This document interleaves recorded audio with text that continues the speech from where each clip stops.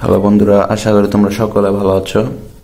আজকে আমরা এইচএসসির special uses of phrases and words এর পার্ট 2 নিয়ে হাজির হয়েছি। এটা মূলত আমাদের লাস্ট পার্ট। এই পার্ট শেষ হলে আমরা এর পরের পার্টে পার্ট 3-তে special uses of phrases and words এর যে কতগুলো বোর্ডশাল প্র্যাকটিস করবো, কনফিউশন যেগুলো তোমাদের থাকে। তো আজকের ক্লাসটা শুরু করা যাক। কালকে আমি মূলত 5টা ওয়ার্ড দেখিয়েছিলাম কিভাবে ব্যবহার করতে হয়। তা আজকে হচ্ছে আমাদের 6 নম্বর ওয়ার্ড। 6 নম্বর ওয়ার্ডে রয়েছে as if, as though. As if, as though. As if, as though অর্থ হচ্ছে কি যেন। অ্যাজ ইফ, অ্যাজ দো অর্থ যেন। এবং অ্যাজ ইফ, অ্যাজ দো মূলত একটা বাক্যের মাঝখানে বসে থাকে। দুই পাশে দুইটা বাক্য থাকবে এবং মাঝখানে একটা গ্যাপ থাকবে, সেই জায়গায় তোমরা অ্যাজ ইফ, অ্যাজ দো বসাবে। তো অ্যাজ ইফ, অ্যাজ দো কোন সময় বসাবে? এর দুইটা নিয়ম হলো, 1 নম্বর, যদি বাক্যের আগে প্রেজেন্ট ইনডিফিনিট থাকে। প্রেজেন্ট ইনডিফিনিট, তাহলে গ্যাপের পরে থাকবে পাস্ট ইনডিফিনিট। Past indefinite. এবং 2 নম্বর যে নিয়মটা, সেটা হচ্ছে গিয়ে গ্যাপের আগে যদি পাস্ট ইনডিফিনিট হয়, past indefinite,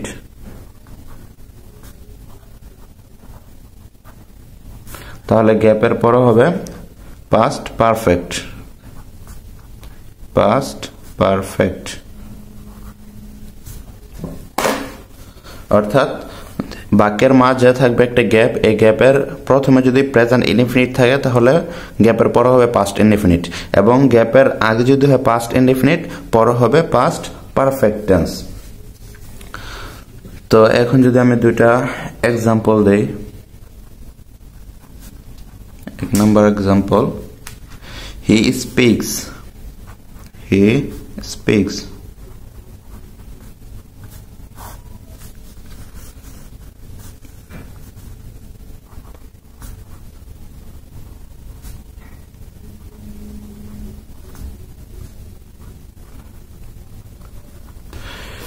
He speaks, gap, he knew everything।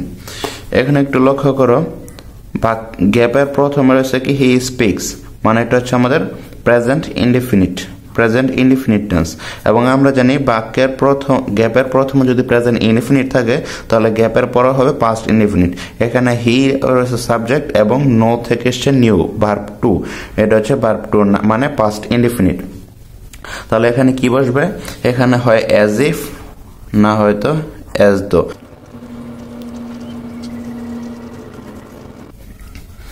এখানে লক্ষ্য করো, বাক্যের প্রথমে রয়েছে প্রেজেন্ট ইনডিফিনিট। হি প্রিটেন্ডস, মানে সে কি করলো? প্রিটেন্ডস অর্থ হচ্ছে ভান করা। হি প্রিটেন্ডস, সে ভান করে। Gap, he were a mad, সে একটা ম্যাড পাগল ছিল। তো এখানে দেখো প্রেজেন্ট ইনডিফিনিট রয়েছে এবং এখানে রয়েছে পাস্ট ইনডিফিনিট। এবং আমরা জানি প্রেজেন্ট ইনডিফিনিট যদি বাক্যের প্রথমে থাকে এবং পাস্ট ইনডিফিনিট বাক্যের পরে থাকলে এখানে হয় অ্যাজ ইফ বসবে, না হয়তো অ্যাজ দো বসবে। তো এখন একটা প্রশ্ন হলো গিয়ে যে এখানে হি তো হচ্ছে থার্ড পারসন সিঙ্গুলার নাম্বার, এর সাথে তো ওয়াজ বসে, কিন্তু এখানে ওয়ার হলো কেন? এখানে ওয়ার হয়েছে মূলত এই অ্যাজ ইফ, অ্যাজ দো এর পরে যদি এখানে বি ভার্ব বসানো লাগে, তা এখানে সব সময় ওয়ার বসবে।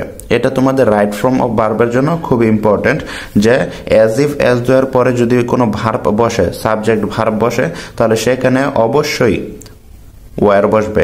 এখানে কোনো ওই পার্সন নিয়ে এখানে কোনো আর পার্থক্য হবে না। যেমন থার্ড পারসন সিঙ্গুলার নাম্বার হলে ওয়াজ বসে, কিন্তু না, এখানে ওয়াজ বসবে না, এখানে হবে ওয়ার। পরের নিয়মটা হলো গিয়ে অ্যাজ ফাস্ট অ্যাজ। 7 নম্বর, as fast as। as fast as এর অর্থ কি? যত দ্রুত সম্ভব। যত দ্রুত সম্ভব। যত দ্রুত সম্ভব কাজটা করা। এবং এটা কোন সময় বাক্যে ব্যবহৃত হবে?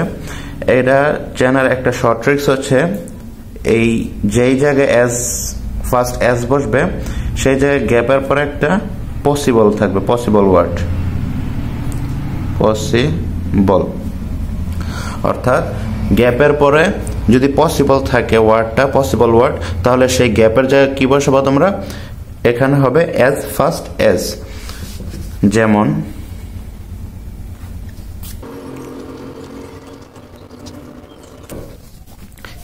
উই ফিনিশড, আমরা শেষ করেছিলাম দ্য ওয়ার্ক, কাজটি ড্যাশ পসিবল। এখানে পসিবল যেহেতু রয়েছে এবং পসিবলের আগে গ্যাপ রয়েছে, তাহলে এখানে কি হবে? S, first S. আশা করি তোমরা 7 নম্বর নিয়মটা বুঝতে পেরেছ। এখন 8 নম্বর নিয়মটা হচ্ছে গিয়ে নো সোনার হেড নিয়ে। No sooner had. No sooner head অর্থ করতে না করতেই, দেখতে না দেখতেই, যেতে না যেতেই, খেতে না খেতেই, এরকম অর্থ আসছে। যেমন পৌঁছাতে না পৌঁছাতেই, অর্থাৎ কোন একটা করতে না করতে আরেকটা কর। তো এটা কিভাবে বুঝবো? এটার বোঝার একটা নিয়ম হচ্ছে গিয়ে নো সোনার হেড এর পরে একটা হবে দেন বসবে।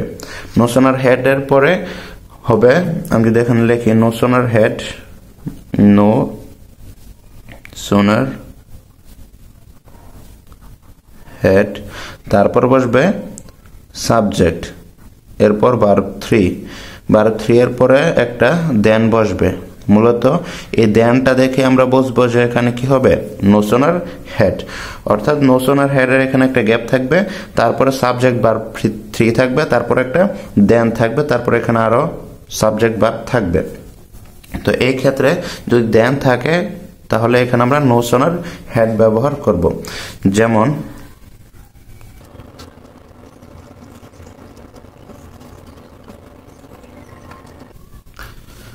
এখানে একটু লক্ষ্য করো, প্রথমে রয়েছে গ্যাপ, তারপরে রয়েছে সাবজেক্ট ভার্ব 3, তারপরে এখানে কি রয়েছে? দেন রয়েছে, তারপর দ্য ট্রেন লেফট। অর্থাৎ এখানে বলেছিলাম যে দেন থাকবে, একটা দেন থাকবে, দেন থাকলে এখানে কি হবে? No sooner head.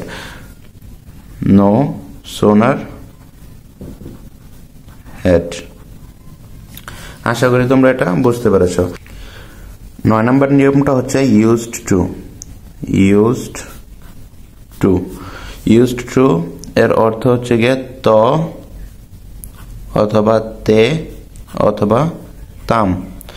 মানে অতীতের কোনো অভ্যাস, অতীতে আমি কোনো কিছু ডেইলি করতাম, এরকম যদি অভ্যাস বোঝানো হয় তাহলে এই ক্ষেত্রে আমাদের কি বসবে? Used to. এখানে যদি একটা এক্সাম্পল দেখায়,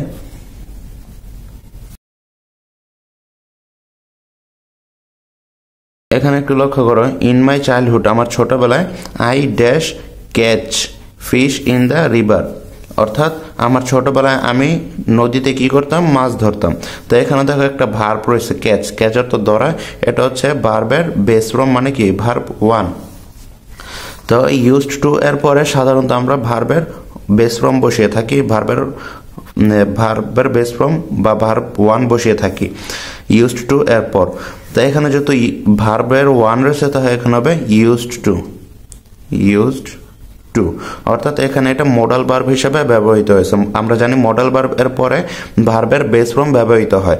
অর্থাৎ তোমরা যদি দেখো বাক্যের মধ্যে গ্যাপ এর পরে একটা ভার্বের বেস ফর্ম রয়েছে, তো সেই ক্ষেত্রে তোমরা এই গ্যাপটাতে ইউজড টু বসাবে। ইউজড টু এখানে মডাল ভার্ব হিসেবে ব্যবহৃত হয়েছে। তোমাদের এই special uses of phrases and words এর মধ্যে এই ইউজ টুই হচ্ছে একটা মোডাল ভার্বের ব্যবহার। এখানে আর কোনো মোডাল ভার্বের ততটা ব্যবহার দেখা যায় না। তো সেই ক্ষেত্রে কি হবে? ক্যাচ যেহেতু এখানে রয়েছে, এখানে ইউজড টু, এবং আমি এটা অতীতের কোনো একটা অভ্যাস বোঝানো হচ্ছে, সেহেতু এখানে ইউজড টু বসবে। এবং কোনো কোনো ক্ষেত্রে ইউজড টু এর পরে ভার্বের সাথে আইএনজি ব্যবহৃত হয়। সেটা কোন ক্ষেত্রে? সেটার নিয়মটা হচ্ছে তোমার বি ভার্ব থাকবে, প্রথম বি ভার্ব, বি ভার্বের পর যদি ইউজড টু বসে, used to, be verb plus used to বসলে সেই ক্ষেত্রে কি ব্যবহার করব? ভার্ব 1 প্লাস আইএনজি হবে। আমরা জানি সাধারণত ইউজড টু এর পরে ভার্বের বেস ফর্ম ব্যবহৃত হয়, কিন্তু যদি দেখো সেই ইউজড টু এর পরে বি ভার্ব মানে am is are was were রয়েছে, সেই ক্ষেত্রে ইউজড টু এর পরে ভার্বের সাথে আইএনজি বসবে। যেমন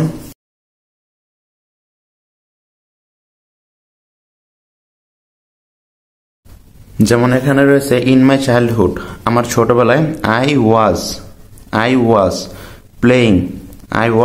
playing football with my friends, আমি আমার বন্ধুদের সাথে কি করতাম, ফুটবল খেলতাম।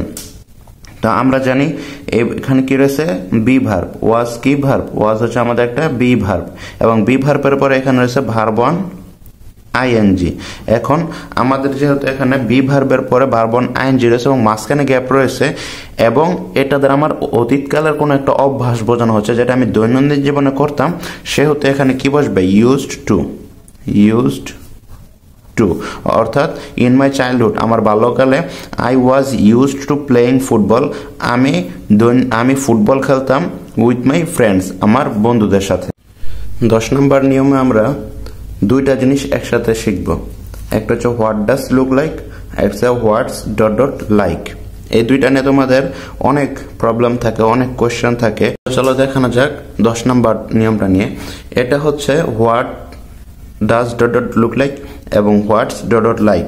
তোমরা যখন বিগত সালের কোয়েশ্চেনগুলো অ্যানালাইসিস করবে তখন দেখতে পারবে যে এই what does look like, what's dot dot like নিয়ে তোমাদের প্রায় সমস্যা হয়ে থাকে। আশা করি এই ক্লাসটা করার পরে তোমাদের আর এটা সম্পর্কে কোনো সমস্যা থাকবে না। তো প্রথম যদি দেখে what does dot dot look like, what does dot dot look like,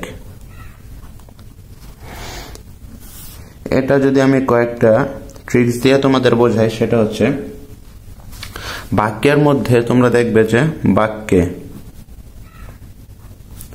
বাক্যে সিন থাকবে, সিন, সিমস, সিম ইত্যাদি, দেখা, এরকম অনেকগুলো ওয়ার্ড রয়েছে যেটা দ্বারা দেখা বোঝা। যেমন সি রয়েছে, SWC, তারপরে সিন রয়েছে, সিম রয়েছে ইত্যাদি বিভিন্ন ওয়ার্ড থাকবে যেগুলো দিয়ে মূলত কি দেখা বোঝায়, অর্থাৎ দেখানো বা দেখা বোঝায়, এরকম ওয়ার্ড বাক্যে থাকবে। অর্থাৎ বাক্যের মধ্যে সিম, সিন থাকবে, অথবা দেখা অথবা দেখানো বোঝায় এরকম ওয়ার্ডগুলো বাক্যে থাকবে। তো আরেকটা ট্রিক্স হচ্ছে গিয়ে এটা দ্বারা মূলত প্রাণী বা বস্তুর ক্ষেত্রে ব্যবহৃত হয়। হোয়াট ডাজ লুক লাইক মূলত প্রাণীর ক্ষেত্রে, প্রাণী অথবা বস্তু এগুলোর ক্ষেত্রে কি হয়, ব্যবহৃত হয়। প্রাণী অথবা বস্তুর ক্ষেত্রে ব্যবহৃত হয়। আরেকটা লাস্ট হচ্ছে গিয়ে এই হোয়াট ডাজ লুক লাইক মূলত যে কোন সময় বসে, এটা দ্বারা যদি চেহারা বোঝায়, কোনো কিছুর চেহারা দেখতে কেমন লাগে, কোনো কিছু দেখতে কেমন লাগে, ভূত দেখতে কেমন লাগে, তোমার ভাই দেখতে কেমন ইত্যাদি দেখা বোঝাবে, মানে কি চেহারা দেখা বোঝাবে।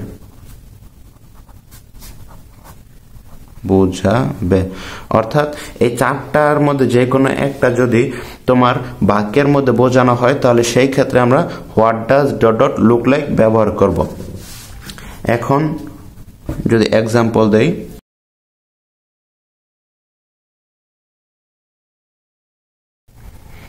এখানে দেখো মম, এই দুই জায়গায় থাকবে ড্যাশ থাকবে, দুই জায়গায় কি থাকবে, ড্যাশ থাকবে, এবং মাঝখানে এখানে কি রয়েছে, এন লায়ন বা এ লায়ন।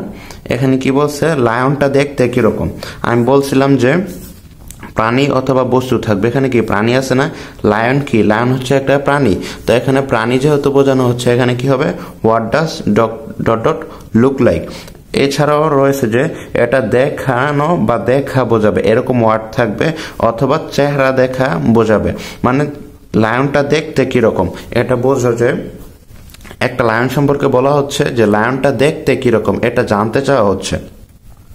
তাহলে এটা কি হবে, what does dot dot look like. যদি আরেকটা উদাহরণ দেই,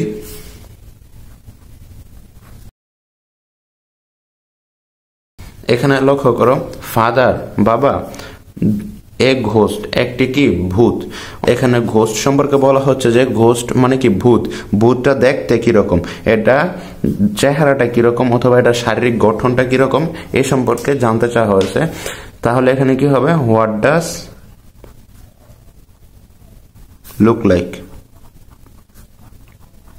হোয়াট ডাজ লুক লাইক। আশা করি হোয়াট ডাজ লুক লাইক তোমাদের ক্লিয়ার হয়ে গেছে। তাহলে এখন চলো হোয়াটস ডট ডট লাইক সম্পর্কে দেখা যাক।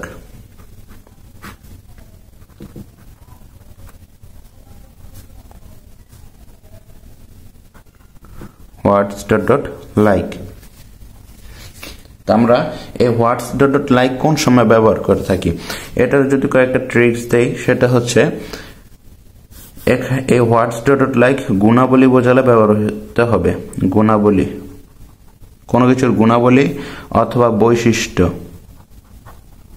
গুণাবলী অথবা কোনো কিছুর বৈশিষ্ট্য অথবা যেগুলো দেখা যায় না, যা দেখা যায় না। অর্থাৎ হোয়াটস ডট ডট লাইক আমরা কোন সময় ব্যবহার করব, যখন এই একটা বাক্য দিবে এবং সেটা দিয়ে গুণাবলী বোঝানো হবে অথবা কোনো কিছুর বৈশিষ্ট্যকে বোঝানো হবে অথবা যা দেখা যায় না, যা দেখা যায় না সেই সব ক্ষেত্রে কি হবে, হোয়াটস dot dot like.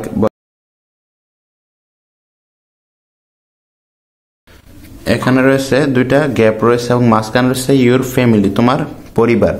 Our family is not big, আমার পরিবার কি নয়, বড় নয়, মানে আমার পরিবার ছোট।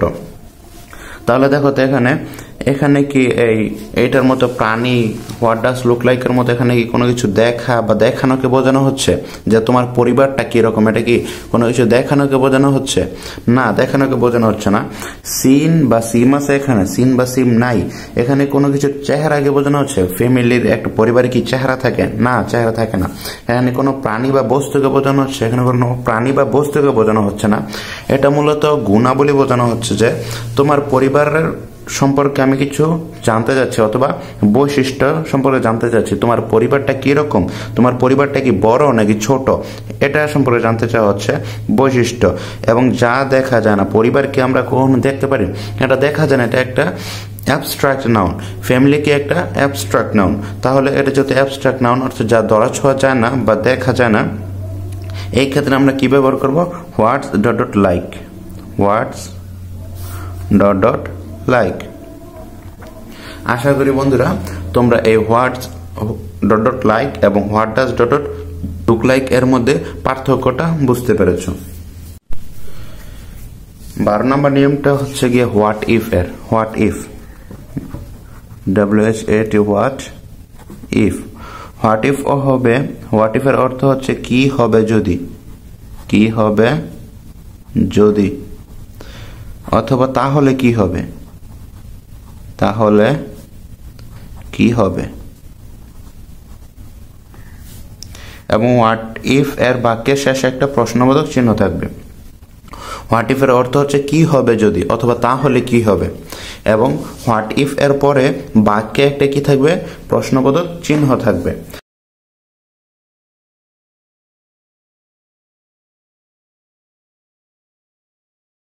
এখানে লক্ষ্য করো, tomorrow is my final exam, আগামীকাল আমার ফাইনাল পরীক্ষা। প্রথমে এখানে রয়েছে কি, গ্যাপ রয়েছে একটা, তারপরে রয়েছে একটা সাবজেক্ট, তারপরে ভার্ব। আই ফল মানে আমি পড়ে যাই, সিক আমি অসুস্থ হয়ে যাই, টুডে আজকে, অর্থাৎ কালকে আমার কি ফাইনাল পরীক্ষা।